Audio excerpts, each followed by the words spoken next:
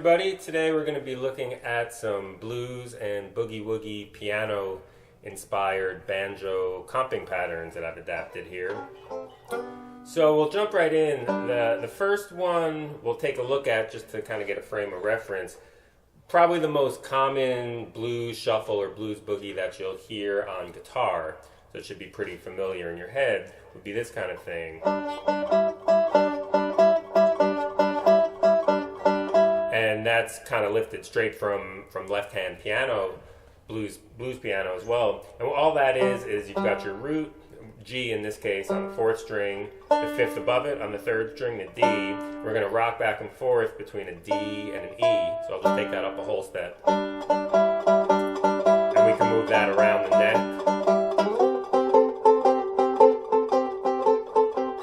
And so on and so forth. So that's a cool little pattern that, again, really common for guitar players. You might not hear it as much on banjo, but it's a useful lick. The one we're going to focus on a little more today is a little bit of a tweak on that. Still in the key of G, we're putting our root, the G note up on the 1st string, 5th fret, and this time we're going to rock back and forth between the major 3rd, the B, and the C, the 4th. And that's happening on the 3rd string, 4th fret to 5th fret.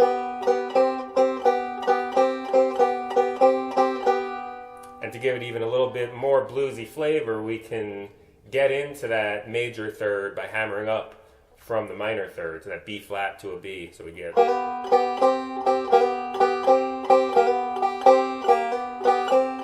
There's a lot of different ways we could articulate it in different little rhythmic patterns. Just sort of straight pinches or a little bit of kind of rolling into it. But with that basic framework, you can come up with your own ideas. Now the next thing I'm going to do with that, I'm going to play the exact same notes, the G on top and that rock underneath it, but I'm going to do it on the 2nd and 4th string. So my G is now going to be on the 2nd string, 8th fret, and my B will be below it on the 4th fret. And to hammer up from that B flat to the B, I'm basically just going to bar with my 1st finger across that 8th fret. Again, be careful not to hit that 3rd string. That's going to give you a little bit of a different tonal color than you're looking for here. So we're really just looking for the 2nd and 4th string. So just pinching those. And we're going to hammer on to get that major 3rd, the B note. Again, same notes as that. But doing it on the 2nd and 4th string. To get that C or the 4th degree, I'll just use my ring finger.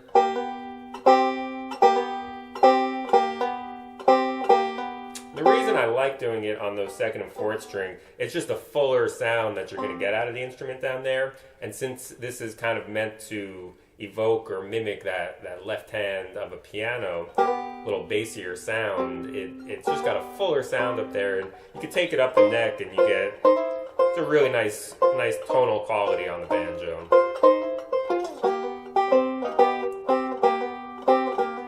So that's a really basic blues boogie pattern that you can get a lot of mileage out of, and just a cool shape to work out of.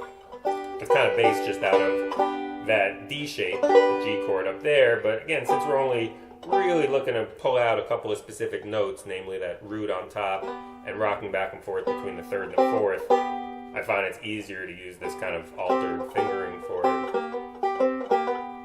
Now another really cool lick that we'll get a lot of use out of in this style is going to be based out of a 7th chord shape. So if we're working out of a G7, we can do our F on the 4th string, basically a G with an F in the bass there.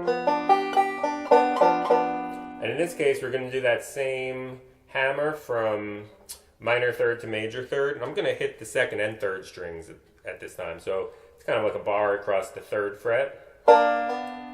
Do that hammer, and then I'm going to hit that F in the bass. So.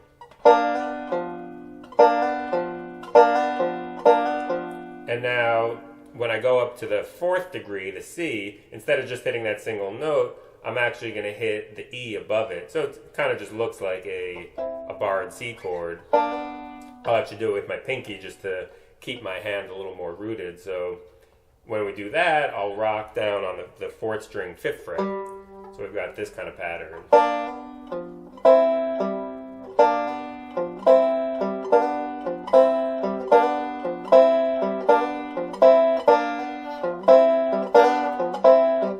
And we could take it and outline the top of the G7 chord, basically the D and the F on top, still just using that bar across the 3rd fret.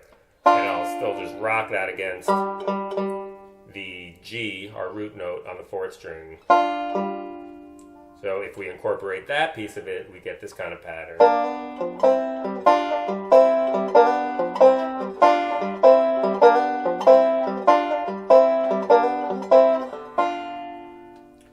And so by putting those two shapes together, we can get some really nice little blues boogie patterns. I'm going to start back up in G, where we were here with that bar shape across the 8th fret. And when I want to go to my C chord, the 4 chord, I'm going to use that 2nd shape we looked at. So it would be a C7, also with a bar basically right across that 8th fret. So I really hardly have to move at all. So if I put those two together, we get something like this. Here's the C,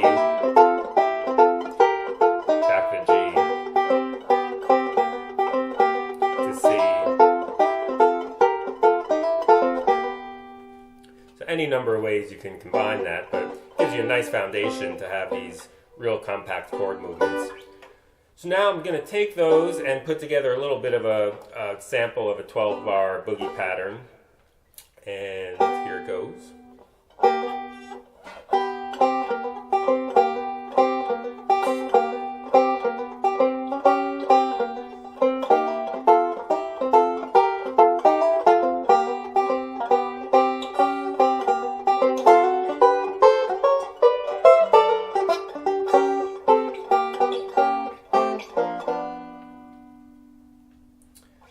So really just using that G and C shape that we looked at. When it comes time for the 5 chord, I'm working out of that 7th shape again. So D7 shape with a kind of a bar position out of the 10th fret.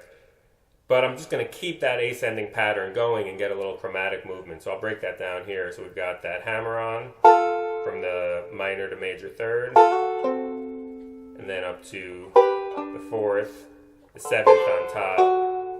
And now I'm going to move that up chromatically. And then that gets us back up to our root, the G, on the 12th fret. So. And I'm going to finish off the turnaround with a really common blues, kind of New Orleans-y blues turnaround lick.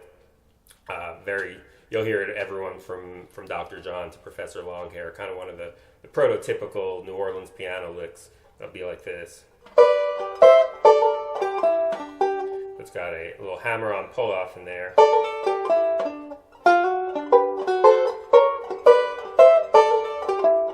It resolves back to the G, up on the 12th fret of the 3rd string. And to finish it off, we're going to do this descending, mostly chromatic pattern. So if you think of starting off our G chord, I'm working on the 2nd, 3rd, and 4th strings, barred across the 12th fret. That G on the 3rd string is going to stay constant. The other two notes are going to move down a half step around it for a G diminished. Now those other two notes move down another half step. That G still stays in the middle. And I'm going to resolve back to our G position there. So now you can think of us kind of working out of that D-shaped G, even though I'm just outlining those two notes of the chord, the root on top and the 3rd below. But then we want to keep that same movement going down, so where the G stays constant and the 3rd and 5th degrees of the chord move down around it. So now we're working out of this shape with our G on the 2nd string, so that note's going to stay the same. The other two notes move down a half step each. And same thing again. I find that fingering to be a little awkward to get to that 3rd position. So what I'll do there is move my root note, which had been on the 2nd string, to the 1st string. So now we've got what looks like an A minor 7 position. 7th fret, 4th string, 5th fret, 3rd string, 5th fret, 1st string. So again, that piece of it. So you can just hear that G note ringing on top the whole time. And resolve it down to a G7 down there. So that whole descending lick would be like this. G in the middle.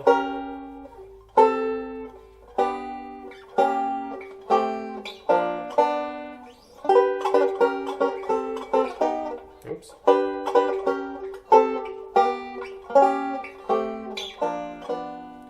So that whole turnaround, like one more time from that D7, I'll just do that.